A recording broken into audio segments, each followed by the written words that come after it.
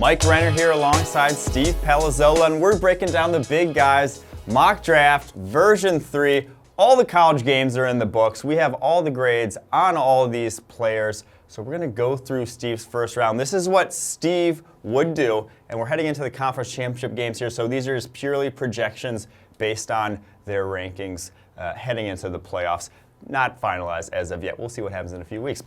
So Steve, break it down for us what you would do. Let me see the top 5. How did you shake this out here? Yeah, so starting with the Arizona Cardinals at the top, I did debate between Ohio State edge defender Nick Bosa and Alabama interior defensive lineman Quinnen Williams. I think they're both #1 overall worthy. Went with Bosa as a complement to Chandler Jones. Edge defender's a little bit more valuable as a position, and Nick Bosa, his grading in 2+ years for us has been outstanding. And then I debated a lot about the 49ers at 2 because as good as Quinnen Williams is, I know that they drafted interior defensive linemen, a million of them over the last few years. I'm fully aware of that. But you kind of talked me out of this. We were talking about it the other day when we were going over it. Quinnen's a slightly different player, and you look at what he can do as a pass rusher and against the run. I think he complements DeForest Buckner extremely well on that interior. I did debate cornerback, though. I debated right here. DeAndre Baker, who I like better than any other corner, maybe going there. But I went with Quinnen Williams, that pass rush ability. And, your point was what? He plays nose tackle. So maybe there's, some complementary play there for Buckner. I will say, if you go anywhere other than these two at the top of the draft, I think you're overthinking it a little bit. Because one, Nick Bosa, he's the most sure thing. He was dominating as a true freshman at Ohio State as a pass rusher. We've seen his brother do it. Not that that has any impact on him, but I do think he is a sure thing as a pass rusher. And then Quinnen Williams, highest grade we've ever given to an interior defensive lineman. And like you said, he can play nose tackle. That's not a redundancy like they've been drafting with Solomon Thomas, Eric Armstead, DeForest Buckner, all playing 3-tech. He can play nose tackle. He played nose tackle at Alabama, even if he doesn't prototypically look like one of them, and add as a pass rusher there. Those are the most two sure things to me, so you're overthinking if you go anywhere else. So agree there. Yeah, and then at number 3, I went Jonah Williams. That's Quinnen's teammate over at Alabama, the offensive tackle. The Jets have holes, all along the roster, but, shoring up that offensive line will be important. With the Oakland Raiders, one of the more interesting stories of this draft, of course, because they have 3 picks. And I'm not saying I always want to go all defense for the Raiders, but it's not going to hurt to completely franchise-changing draft here for them and completely overhaul that defense. So it starts with Josh Allen of Kentucky, the edge defender, who was our highest-graded edge defender, had a ton of pressures despite not even rushing the passer a whole lot. And he could drop into coverage too, so if you get creative with him, he's so versatile. So he's a guy that was down here to start the year, and now he's up in that top 5 type of mix. And then like I said about cornerback, I really like DeAndre Baker out of Georgia. I think there's some debate as who the top corner is in the draft, but I think Baker is probably the best combination of man and zone coverage skills, and the Bucs have some needs on the back end. Yeah, I will say this one makes a ton of sense. Jets, you need talent around Sam Darnold. He's probably the only offensive non-QB I'd be willing to take in the top 10 in this draft, so get him early. Josh Allen, pass rushing needs obvious, 13 sacks this past year. He improved his stock more than probably anyone else in this draft class. By the way, that was the Raiders who had 13 sacks. The they Raiders, were unable to get after the quarterback. As a team. And then DeAndre Baker, while he's probably not my top corner at the moment, I don't hate it because what we've seen cornerbacks do in terms of changing pass defenses, Denzel Ward this past year, 2 years ago, Tre'Davious White, and Marshawn Lattimore, transforming bad pass defenses into good ones overnight. You get a cornerback and hit on him in the first round, that's what can happen to your Dean. Keep going, Steve. The big one here, the QBs now. This is what I want you to break down because Kyler Murray, gonna be in the NFL draft. He says over Dwayne Haskins, but I think both would be floored to get their guys there at 6 and 7. Yeah, so I didn't have any trades in this particular mock draft. So I think in reality, you see these two teams maybe moving up. You've got the Giants, the Jaguars, the Broncos, and the Dolphins, the most QB-needy teams, potentially jockeying to get up into that top 5. But with no trades on the board, and I have to make picks, I did go Kyler over Haskins because he not only did he outgrade him in the PFF system, he outgraded him from the pocket, from a clean pocket, from a lot of the things that matter.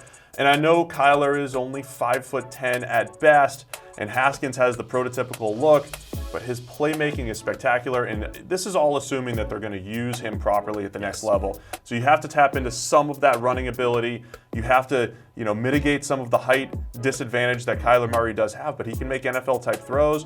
So I don't think there's a huge difference between these two, but I have more question marks about Haskins than I do Murray at this point. I'm going to say if it does get to this point, I doubt it will because, like you said, people are going to have to trade up if you're the Giants, you go rushing threat. Combining him with Saquon Barkley. That was part of my reasoning, those two. In Yeah. an option attack would be deadly. You think about having to guard both of those guys in the running game.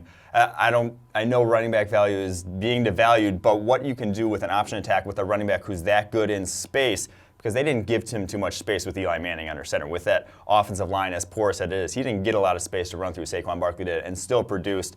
You would have a lot more with Kyler Murray there. So that impact on the run game, to me, would sort of make that decision easy for me, even if they're sort of on par in my mind without that. Yeah, and that was part of my reasoning, was him and Saquon next to each other. And then with Haskins, his big concerns, under pressure. And in some of those key games, he really struggled. He didn't face pressure a whole lot, only 24% of the time. That's really low. And when he did face pressure, his PFF grade dropped about 40 points. So it was a huge difference. In my mind, though, it's them two and then drop off. If you're going somewhere else at QB in the top 10, that's not where I want to be going. It's one of those like 2011 drafts where if you're going QB, it might be an issue for you.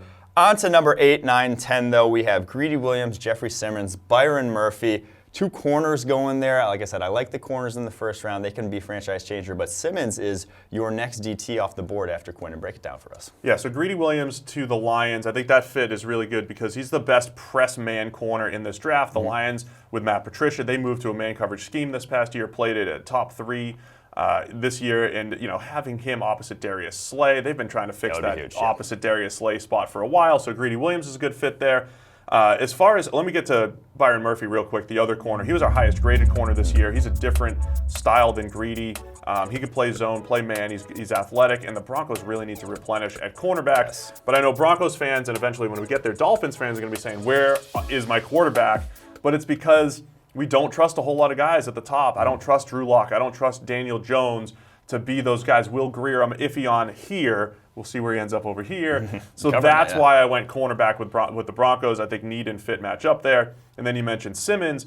There's DIs are loaded. I mean, there's guys all over the place, and Christian Wilkins is down there, Dexter Lawrence is down there, but Jeffrey Simmons, one of the best combinations of just run stopping ability, pass rushing ability. He just doesn't get blocked, and the Bills need to replenish the interior of the D-line. I will say size, speed, length combo, he probably is the best after Quinnen Williams, and he's doing it all at a young age, still only a true junior, so I don't hate it. I might be a little higher on other guys, but I don't hate it, those 3 picks. Let's go on, though, to the Bengals, who you have taking an offensive lineman here. I think they went O-line last year and it didn't really work out for them and Billy Price. How is Dalton Risner going to be different? Let's still see with Billy Price. But Risner was he had a great career at Kansas State. He only allowed 26 pressures in his entire 4-year career, only 4 last year. Played right tackle. The Bengals need a right tackle. The need and fit and best player available. They all kind of match at that point. So I think Risner's a good fit there, even though it's not as flashy as maybe Bengals fans want after getting a center last year. Sorry. No, I like the Risner pick. This one, to me, the actual value fits more than it did last year with Price, to where Risner, 5th-year senior, been grading out extremely well all 4 years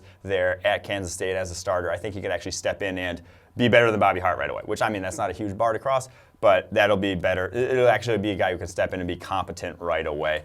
On to Packers, Deontay Thompson, and then Dexter Lawrence at 12 and 13. Break us down for those. So Deontay Thompson, best playmaking safety in the entire draft. He was, you could do it from free safety, do it from strong safety, do it in the slot. So the Packers, they added cornerbacks last year. They had a safety. Clinton Diggs got traded during the season, so they need to add more to the secondary. Thompson can win all over the place. And then Dexter Lawrence, if the Dolphins aren't going to go QB, they've got a lot of work to do on their defensive line. Dexter Lawrence, 340 pounds. You usually think of a run stopper at that size, but he could push the pocket, kind of like Vita Vea last year. I'm not drafting a run-stopping nose tackle at this part of the first round, so he's much more than that. 3 years of really good pass rush production too at Clemson. Yeah, you cannot argue with the need there after they lost Ndamukong Suh. Basically no interior pass rush, and then obviously trading Clinton Diggs safety was the weak link on the Green Bay Packers defense. But here's the intriguing one, the headline grabber. Ed Oliver all the way down to 14 when people had him rumored as the #1 pick going into the season. Why so low? Yeah, I don't think Ed Oliver ever should have been up here, especially when you look at these other guys. When you look at Simmons, you look at Dexter Lawrence, you look at Christian Wilkins when he comes off the board. There's just so many different style interior defensive linemen. And Oliver comes with question marks. He's only about 275 pounds, and I don't generally care about being undersized if the production is off the charts. And while the production has been excellent as a run defender in the AAC for Houston, his pass rush productivity just hasn't been great. Still only 25, 26 pressures last year, and that was his career high. That was his best year rushing the passer. So he did take a big step forward, but he should have absolutely dominated the AAC. So I think he's got all the tools. He could use a little better coaching and technique. So the potential's there, but I'm drafting more potential here, not here. Yeah. That's the big thing. And I think it's a good fit for the Falcons, especially with Grady Jarrett now as a free agent. And I think there are also a lot of, I don't want to say sure things, but a lot of complete prospects at the top of this draft. Right. It is a very good defensive draft to where if you're debating someone like Ed Oliver versus someone like Josh Allen's done it already. He's a freak athlete in his own right and has already done it at a high level in terms of as a pass rusher. So I think that's the sort of going to change a lot of, or be the decision point for a lot of these teams. I wouldn't be surprised if he actually does fall come draft time. All right, on to number 15, where here's one that I'm going to just say I disagree with. J.J. Arcega-Whiteside. This to me is too high to be taking a receiver because like that, a 6'5", 6'6", contested catch type receiver, because I think the NFL is moving away from that. You want speed, you want separation in today's NFL. No, that's fair, but I do think he's got enough wiggle in his route running to create separation. I think he is spectacular as far as body control goes and in those contested situations. The only thing is maybe with Alex Smith throwing contested situations, that would be the only question mark that I had when I put him here. Look, we'll talk about more wide receivers. It's really a wide open wide receiver class. A lot of people are going to have different guys at the top of their board. I love what he brings to the table. This might change along the way as we go. But right now, he's the top wide receiver off the board because I do think he can separate as well. You give him a Mike Evans type? Mike Evans comp? Mike Evans type, yeah, I don't mind that. On to 16, where Brian Burns you have going to the Panthers, edge defender from Florida State. This feels like it's been inevitable for the Panthers for a while. Just get young off the edge. Brian Burns, breakout season, third in the FBS in total pressures, and he's got all the skills to get after the quarterback. And he was kind of on our radar before the year, and then started to live up to some of that hype. Yeah, that zone defense, zone-heavy defense they play there, it needs a pass rush, or else there's going to be holes in it, as we saw this past year. They didn't have the pass rush.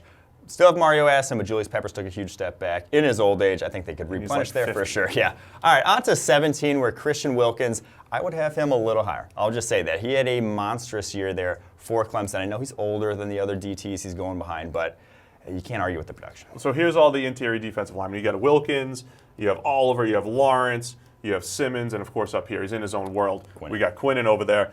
So yeah, I could see all these guys kind of being interchangeable. What do teams need? But for Christian Wilkins, similar to Ed Oliver coming into the year, we had question marks about him really getting after the quarterback. But he did it this year. He's number 3 in our pass rush grades.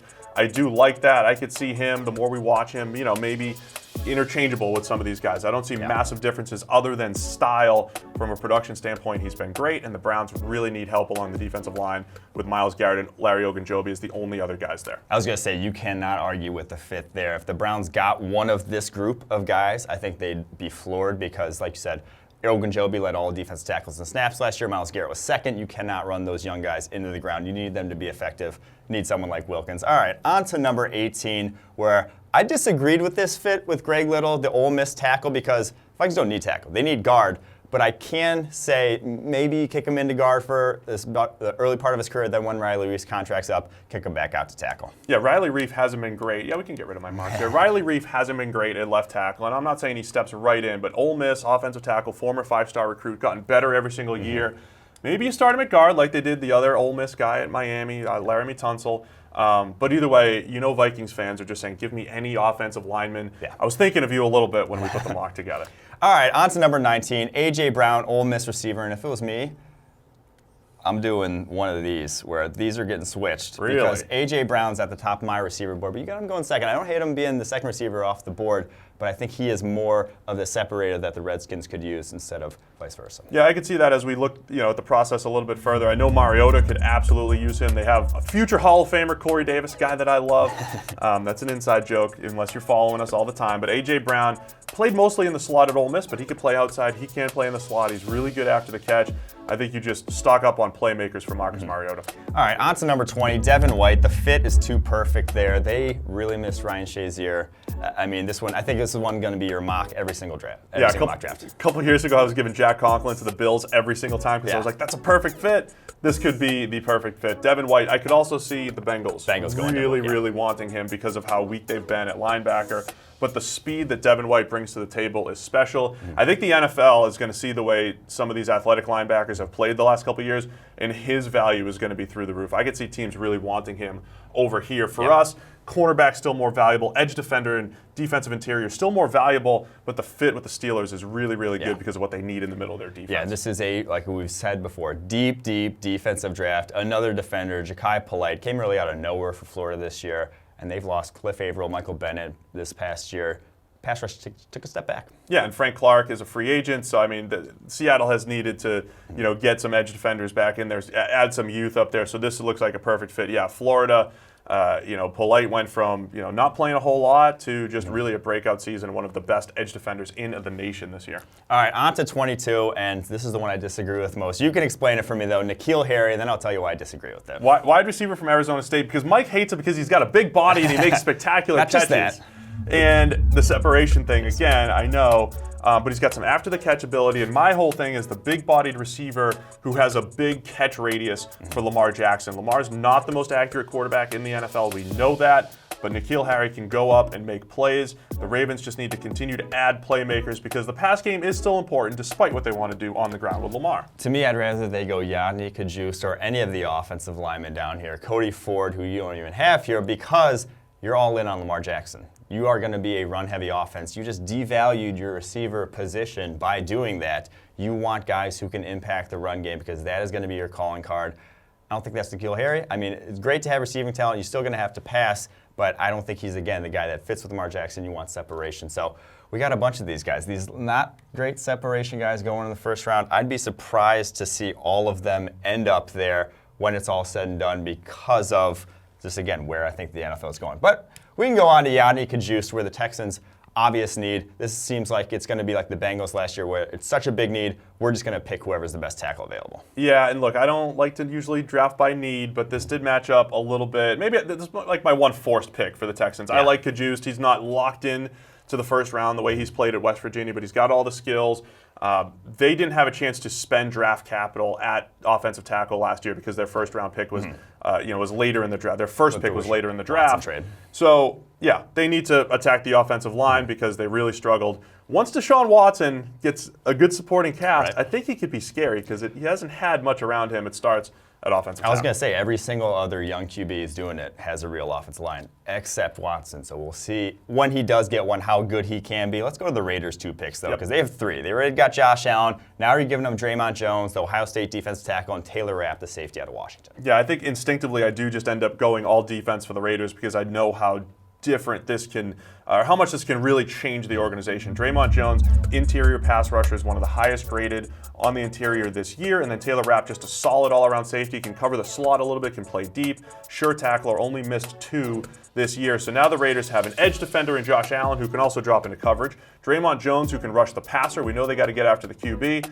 and then Taylor Rapp, just a good all-around safety. I like what they've done with these 3 picks. I do like it. I will say maybe another tad redundant, DREMONT Jones. I already have Maurice Hurst, but again, I don't think with 13 sacks, you could maybe add 5-6 pass rushers. What's the limit on pass rushers? There's not a limit on pass rushers, so I think as many as you possibly can add there, I'm fine with. And now these 2, though, are 2 picks that I'd probably switch because Kelvin Harmon seems a little redundant with Alshon Jeffrey, a wide receiver, the NC State wide receiver, and then Marquise Brown, very similar to T.Y. Hilton. Now, I don't think having Marquise Brown and T.Y. Hilton is actually that bad of a thing. I think Kelvin Harmon and Alshon Jeffrey on the same field at the same time, you could run into some issues in terms of separation. He does have a big body. He's really good at the catch point, but I think he could separate all right. Marquise Brown is the opposite of all these other receivers. Yes. He's pure speed, doesn't make contested catches. I can see what you're saying, but man, that Colts team with Luck's ability to get the ball down the field, Marquise Brown and T.Y. Hilton, I don't hate that. Either way, I think the Eagles and Colts both in the market to just keep throwing playmakers at that passing offense. I'd say all these other wide receivers, at least 17 contested catches this past season. Marquise Brown had 3 in that Colts. So he's not a guy that you're going to be tossing up, fades in the end zone to, but still, he can get open fast, one of the fast receivers in college football. All right, on to 28, where the Los Angeles Chargers added defensive tackle because Well, we watched Sunday's game and saw that they need a defensive tackle. That run defense up the middle is a little soft. Yeah, and overall, I love what the Chargers have done defensively the last couple of years. Edge defenders, excellent. They've added really good, just back seven players all around in coverage. Derwin James, of course. Defensive tackle's been a major issue for them for a while. Jerry Tillery, I don't want to say a breakout year, but he's continued to get better and better and better. The highest pass rush grade of any interior defensive lineman, so they just add more to that defense. I know we want to give them offensive linemen, but just not a great fit there, so Tillery makes a lot of sense. I think any sort of interior pass rush would take that defensive line to the next level because they're so good on the edge. Just anyone who can run stunts off of on the interior would just take them to the next level. Jerry Tillery, highest pass rushing grade of any interior in the country, higher than Quinnen. So, and they get him down at 28, but now it's 29.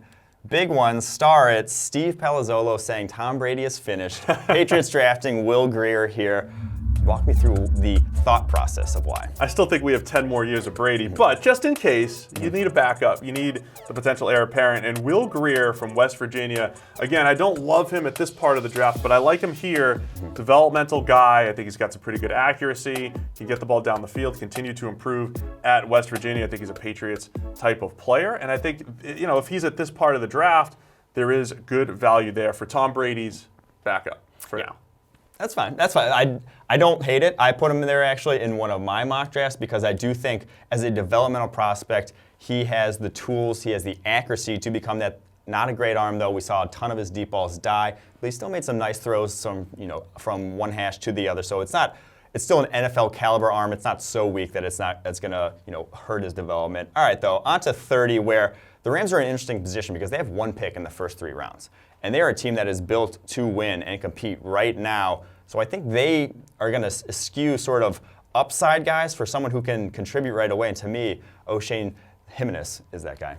Yeah, he is the edge defender from Old Dominion. One of the weakest positions on their team is edge defender. Ndamukong Suh's a free agent. Aaron Donald is back. He's going to always be disrupting on the interior, but you need guys off the edge that the offense has to account for. He had one of the highest pass rush grades in the nation over the last couple of years. He can get after the QB.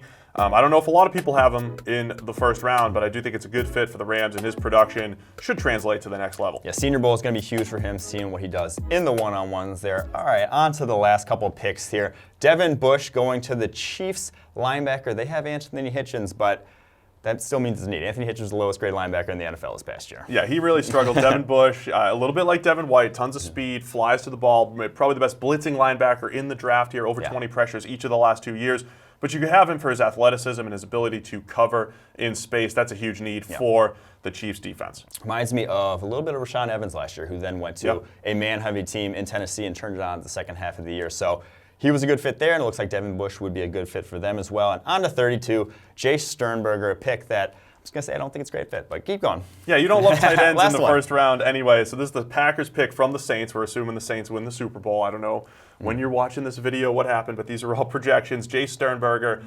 It is a deep tight end class, but I do think this middle of the field threat for Aaron Rodgers in this new offense with after the catch abilities, contested catch ability. I think, if you're the Packers, you just continue to put Aaron Rodgers in the best position to succeed, to light up the scoreboard, and Sternberger's a step in the right direction. I will say, I don't absolutely hate it, but I think someone like Cody Ford at Oklahoma, if he were here right there, would shore up the right guard position, would be a better fit, but I think Sternberger, they do need that over the middle of the field threat because Rodgers just did not trust Jimmy Graham. Jimmy Graham has lost a step for sure in his old age, but there you have it, Steve's mock draft 3.0. Let us know what you think of these picks in the comments below. Make sure to like and subscribe and watch all our film breakdowns of these top players as they come out for draft season.